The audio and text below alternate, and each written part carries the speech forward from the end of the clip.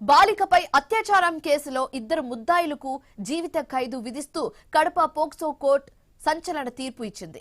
Proddatur one town police స్టేషన్లో 2022లో నమోదైన కేసులో ఈ తీర్పు చెప్పారు న్యాయమూర్తి ఏడీజే ప్రవీణ్ కుమార్.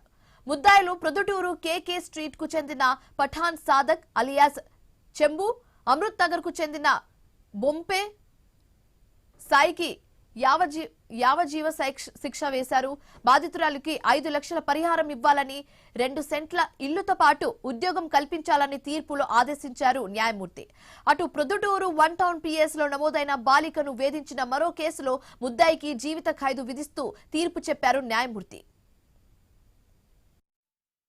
కోర్టు వారు 21 మంది సాక్షులను విచారించి ఈ కేసులో సిపాయి చిన్నయ్య మరియు సాదక్వల్లి కేసు నిరూపణను వాళ్ళ మీద యావజ్జీవ కఠిన కారాగార శిక్ష లైఫ్ విధించడమైనది.